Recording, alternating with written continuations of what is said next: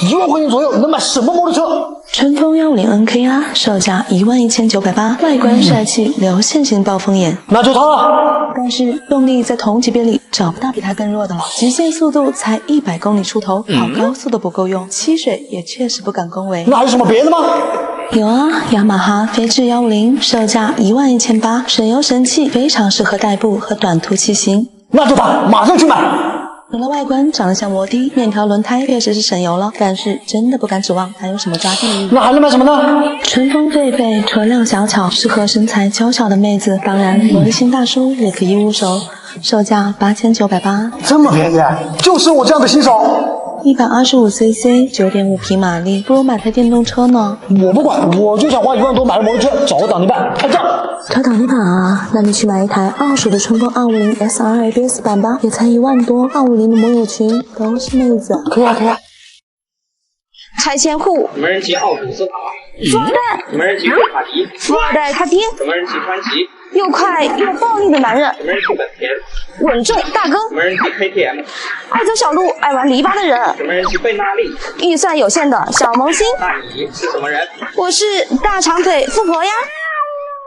摩托车的种类有哪些？搞明白这个，你就知道哪种车型更适合你了。第一种街车，主要特点它的发动机和车架裸露在外，给人以强烈的机械美感，操控灵活，适合城市路段行驶，能够日常通勤，实用性较强，有不错的驾驶乐趣。例如我那台杜卡迪 V4S 街霸。第二种仿赛，又称跑车趴赛，适合下赛道、跑山、压弯，以追求速度为主，有着大包围、骑行姿势、战斗低趴的车型。这个车也不是不能代步，就是有点费腰，比如我的川崎猎鹰甲400。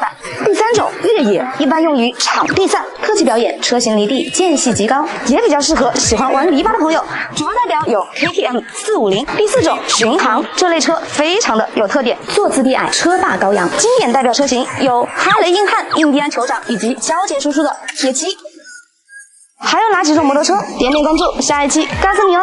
不同收入的人适合买什么机车？月薪10万，哈雷、印第安，月薪5万，宝马、川崎、杜卡迪，月薪2万，本田、雅马哈，月薪1万，春风豪爵、贝拉利，月薪5000，雅迪。月薪3000起。评论区见吧。一句话点评热门摩托车型：宝马双2，有钱人的玩具，没钱人的梦想。杜卡迪 V4S， 移动的口袋神器，不接受反驳。川崎 HR， 上不了路的贴地飞行器。KTM RC8，寡妇制造机，吸引新手，再干掉新手。春风250 SR， 单缸能抖成帕金森的萌妹座驾。川崎 Ninja 400，最保值的摩托车，开半年赚2000哦。铃木隼，隼一直是个神话，但铃木的销量却一直是个笑话。你开的什么车？留言区告诉我吧。不会。你可能不知道，头盔这种保命的东西也能高仿，而且山寨盔还特别的有市场，在某电商平台上一直保持着不错的销量。买这种头盔的也就3种人：第一种呢，为了耍帅买个仿品装逼的人；还有一种呢，是对头盔完全不懂的新手小白；最后一种的人呢，他什么都懂，就是愿意贪便宜，还不怕死。山寨盔安全性极差，做工粗糙，脆弱的像一个纸壳，也没有什么几百块的 AGV。作为意大利顶级头盔品牌，最便宜的盔型也要1700多。为了自己和家人负责，一定不要因为耍帅而贪便宜，丢了命哦。什么机车博主最值得关注？联盟安全官，粉丝界多的机车女博主，少有的内容输出型女骑士，分享机车干货、机车日常，全网坐拥上千万粉丝。还有吗？汽车村长，我最爱看的机车博主，有辨识度的红色格子衬衫，一穿就是2年。我承认他的川崎 HR 比我的杜卡迪帅一丢丢。那有没有甜美女骑啊？陈可儿，机车界女骑的颜值担当，不是在骑车，就是在骑车的路上。我想看《速度与激情》，看谁？文博，因为川崎 HR 最高铁的设计一炮而红，有人说他是最快的机车博主，喜欢看速度与激情的朋友可以关注一下哦。想学习干货，看谁？摩托大表哥，机车界的工具书，最纯粹的机车干货输出。虽然目前粉丝不多，但是100多条作品全是实用的机车知识，真的可以帮助到很多对机车感兴趣的人哦。那我家皮佑呢？低年龄是骑不了车的哦。听说有很多粉丝想要做摩托车的后座，那你知道如何做才算是一名合格的挡泥板吗？所以今天我邀请了一位漂亮的小姐姐来和我一起为大家演示一下，来打个招呼吧。第一步，先把头盔护具戴好，如果这些都没有为你准备，那他一定不爱你哦。第二步，兄弟们一定要记得深睡一点哦，帮小姐姐打下脚踏。在小姐姐上车之前，也要先上车，脚掌撑地，扶稳车辆，保持平衡，防止摔车哦。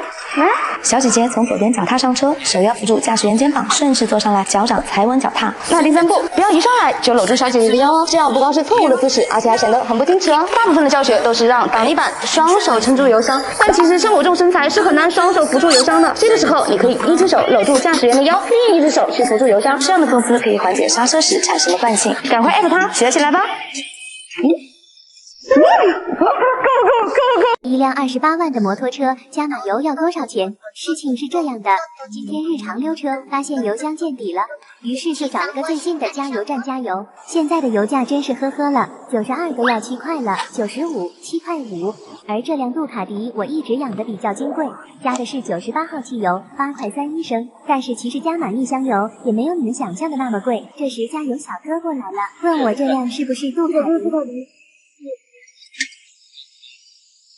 养的比较金贵，因为摩托车的油箱还是要比汽车小太多了。这辆杜卡迪 V4S 街道的油箱也只有16升而已，加满也才130多块，满油的情况下一般也能跑200多公里。等一下，我发现我被尾随了，这辆黑色的途观怎么一直跟着我？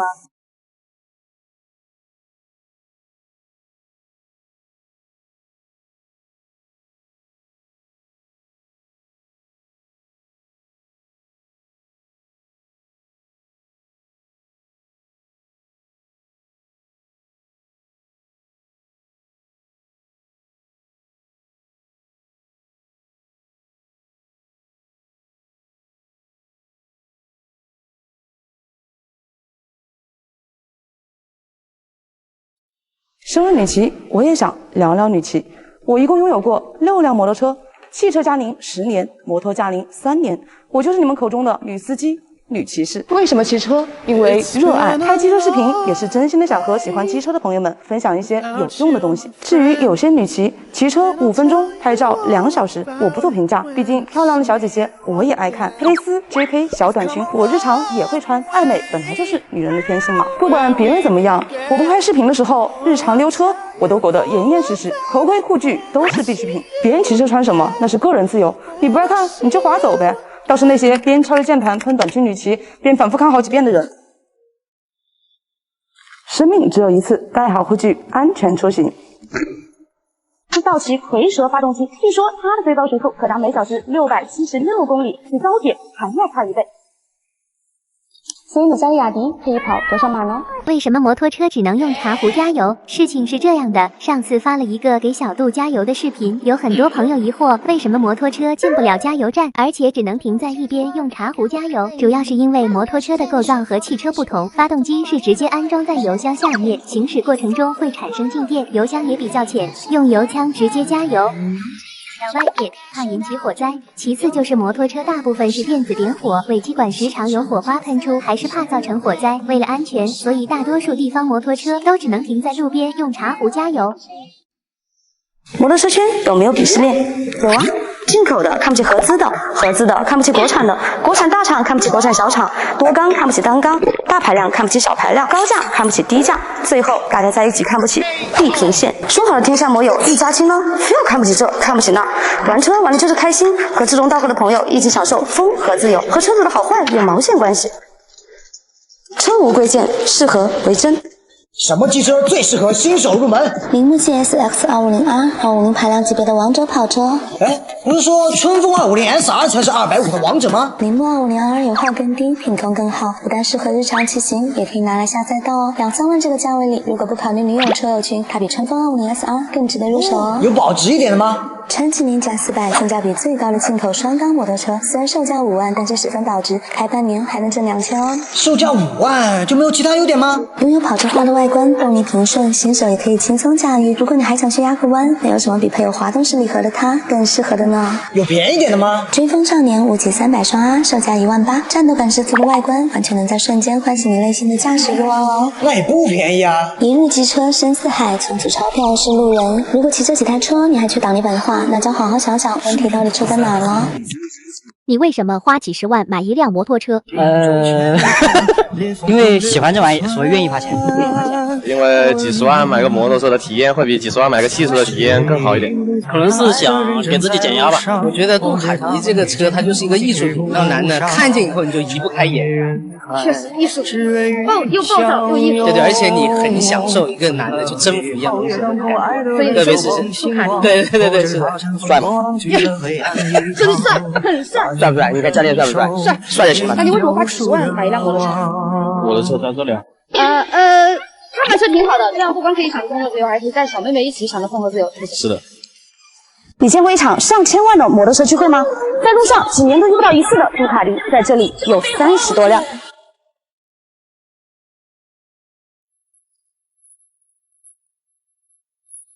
杜卡迪大魔鬼，摩托车中的大 G， 落地将近30万，1262cc 排量的巡航车，坐高比街霸要油耗很多，适合小短腿哦。Monster 821，曾经我也拥有过一辆，这款一直是杜卡迪里特别经典的一款街车，一直备受瞩目，也一直被同行模仿，但是从未被超越。售价算是杜卡迪里很便宜的一款了，只要10来万哦。还有和我同款的街霸，怎么觉得这个红白的配画比我的好看一点点呢 ？V2， 我车售价18.8万起，女生买一定要买这款白色的哦，气质这块拿捏的死死的。还有这个网上很少见的一款杜卡迪 Multistrada， 中文名揽途，外观霸气，好像也不是特别贵，要不是我有街霸了，我也要弄一台。所以这么多杜卡迪，你最喜欢哪一辆？汽车界的法拉利杜卡迪，据说抖音人手一台，那你知道它去年的销量到底是多少吗？2020年杜卡迪国内销量3200台，全球销量48000台，抖音的销量嘛100万台，应该不算多吧？杜卡迪不会是借的。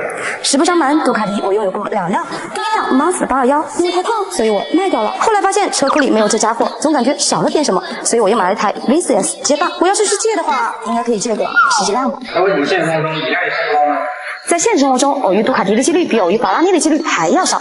一是杜卡迪本来就少，2不分城区都禁摩，3是没有车主会真的把它当做一部代步工具。移动的烤肉机并不是浪得虚名哦，大夏天分分钟把你的腿烫起泡。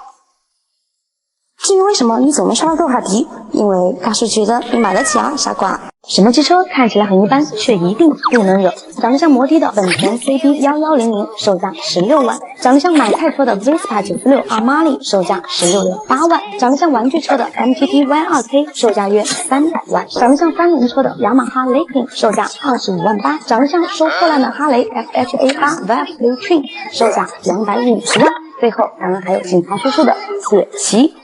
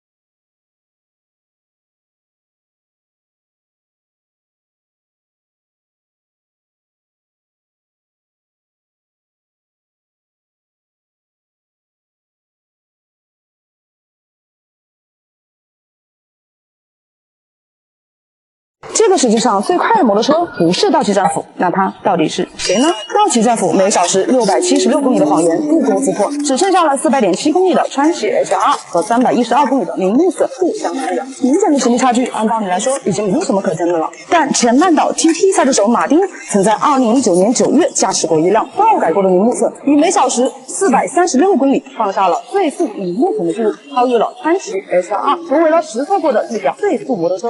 所以川崎 HR 原厂最快，铃木隼改装最快，道奇战斧理论最快，这个结论你同意吗？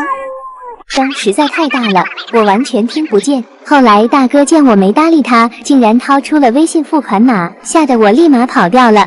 现在回想起来，他应该是想和我加个微信，手忙脚乱搞成了付款码。所以妹子们想脱单的话，买不起跑车，买辆摩托吧。二手摩托车的水究竟有多深？深到新手千万不要碰。被调侃成肉包铁的摩托车，本来就是一个小众的交通工具，二手摩托车也相对较少，价格自然也没那么透明。而且老表车、事故开新车、水车、冒充正规车的案例屡见不鲜。如果你身边没有一个从业3、5年的老师傅替你参谋，劝你千万不要买。自己盲买回来的摩托车，超没超表，漏不漏油，发动机有没有问题，车架有没有翻新，价格合不合适，光凭肉眼是很难辨别的哦。对于新手而言，买车能买新车买新车，能付全款付全款，保险也别瞎买，只需要买交强险、3责险和车损险就可以了。这些干货转发保存，慢慢看也会省掉不少麻烦哦。不同价位的头盔测试，50的，一锤子就砸穿了；150的。砸了2下也砸坏了，500的，砸了几下配件掉落了，4000的，弹性很好，表面有些挂漆。一句话点评世界5大顶级头盔品牌 AGV。顶级摩托竞赛推，但市面上假货很多，十分适合亚洲人的头型，是世界上最顶级的3大头盔制造商之一。欧洲最大的头盔制造商，值得信赖，因极高的安全性和与众不同的设计理念，闻名于世界各大赛事。日本著名头盔制造商，世界公认最好的摩托车头盔品牌之一。还想了解什么头盔？评论区见哦。有钱还是买个4轮吧，毕竟没有哪个女孩。放。什么样的机车一定不会缺挡泥板？不仅便宜，合理率高，还很受女孩子的喜欢。无极300 AC， 售价19998，外观漂亮，整车操控也非常轻盈，坐姿舒适，大尺寸双制动前碟刹和 ABS 防抱死系统，你和你的老婆都能轻松驾驭。春风250 SR 就是女生欢迎的摩托车，售价2万左右，外观上满足了大部分妹子对跑车的幻想，0-100加速只要8秒。当然，如果你觉得春风250 SR 满大街都是，你也可以考虑钱江塞250。超燃的颜值，再加上单摇臂设计和极具竞争力的售价，似乎更让人心动哦。没钱你就摆个2轮吧，毕竟会有个女孩心疼你理你，而这个女孩因为喜欢你，也会喜欢上摩托车。曾经鬼火少年的标配技能翘头是为了装翘头其实分为2种，第一种主动翘头确实是为了耍酷，很多玩摩托的人会用翘头的方式来彰显自己的技术，但是操作难度和危险系数都很高，需要很长时间的练习才能掌握哦，千万不要在马路上尝试，不然分分钟开席。而被动翘头通常是被逼无奈，其实在摩托车比赛中猛烈的大油门起步，车子自然就会发生翘头，绝对不是车手刻意耍酷，反倒是车手会尽力的控制摩托阻止翘头，因为在高速起步的情况下，如果发生翘头是一件很危险的事情，随时可能导致翻车。曾经文博驾驶的 HR 就是因为起步没有控制好翘头，憾负 TTRS。所以我的宝，玩归玩，闹归闹，别拿翘头开玩笑哦。男人骑什么车最招女人喜欢？你这么问，格局就小了。其实一个男人只要为人正直、性格好、有担当、负责任就行了。至于他骑的杜卡迪是 V4 还是 V4F 不重要，因为都会有人喜欢。意思就一定得是杜卡迪呗？宝马也可以。那些爆火的车类博主骑的都是什么车？八戒说车坐拥1600万粉丝，摩托车座驾是一辆杜卡迪 V4 198cc，34匹马力的移动烤肉机。比较好奇这辆车的后轮到底有没有被猴哥做爆过呢？那我男神斌哥骑的什么车？白冰近1个月因为吃暴涨600万粉丝的直男车类博主，摩托车座驾有雅马哈21 V600、宝马 S1000双 R、杜卡迪 V4。那我女神皮佑呢？骑的什么车？皮佑有很多摩托车，最让人印象深刻的还是那一辆粉色豹纹拉花的宝马 S1000双 R， 落地差不多30万，大小眼版本，直列4缸1001cc，206匹马力，0-100仅需2秒多。那安全关呢？模组安全关，座驾是一辆印第安的公路大师，落地差不多要50多 W，1811cc 的排量，重800多斤，很霸气的一款巡航车。那小刚学长呢？小刚学长1400多万粉丝，汽车多到数不清，摩托车没有，骑的是雅迪小电动，对不对？就是被偷了又找回来的那一辆。如果你对象不让你骑摩托车怎么办？给他种草骑摩托车的好处啊！好处一，可以让人看起来更年轻。控制摩托车需要频繁的使用你身上的每一根肌腱，经常骑车去健身房锻炼，效果更显著哦。好处二，提高判断力。经过研究和科学验证，摩托车骑行能促进脑部发育，经常骑车的人拥有更好的逻辑性和判断能力。好处三，减少患抑郁症和心血管问题。经常骑摩托车旅行能够很好的舒缓生活中、工作中的压力。好处四，骑行运动还可以改善人体功能。每日骑摩托车20到50公里，可刺激人体激素和激素的分泌。如果他还不让你骑车，那我建议换个对象试试吧。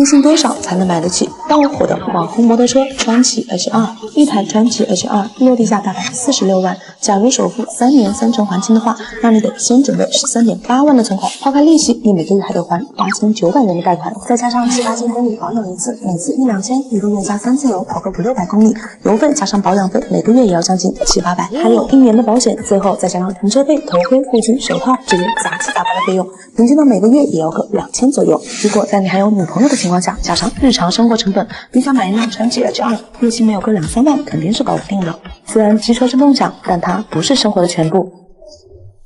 所以我的宝，不要因为一时的冲动，还把热爱变成负担哦。可我想说，杜卡迪是杜卡迪，法拉利是法拉利。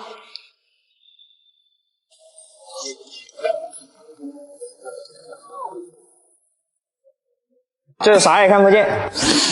为什么7000块的头盔戴起来就这么臭了？因为你是臭宝啊！难道不是质量有问题吗？骑完车头盔臭，也许还真是骑士们难以启齿的痛。便宜盔臭了还好，大不了丢了再买一个。要是花大几千的血本买个 Shoei、AGV 之类的盔，估计再臭也要含泪戴下去。而我的头盔戴了1年多，还带着淡淡的清香，你知道为什么吗？难道仙女连头盔都是香的？我的头盔不臭，是因为我骑车戴头盔之前必戴头套。第一，可以防止出汗脏和头盔内衬产生异味；第二，秋冬还可以防止脖子进风，骑车会暖和很多。第三，主要是怕脸上的粉被头盔刮了痦子。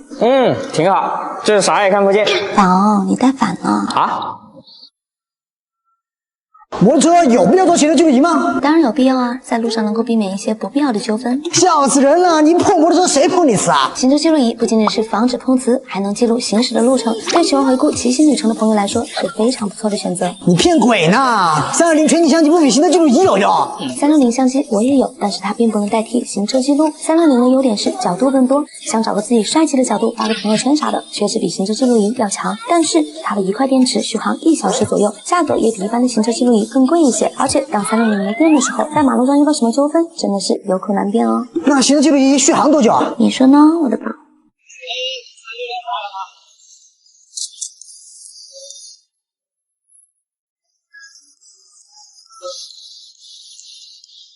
为什么川崎 H2 加了一个 R 就能多卖30万？全网热度最高的2台摩托车，川崎 H2 和 H22，它们都是通过纯手工涂装，车身都涂有特殊的涂层，在夜间行驶有很高的辨识度，但是在路人看起来，外观却基本没有区别。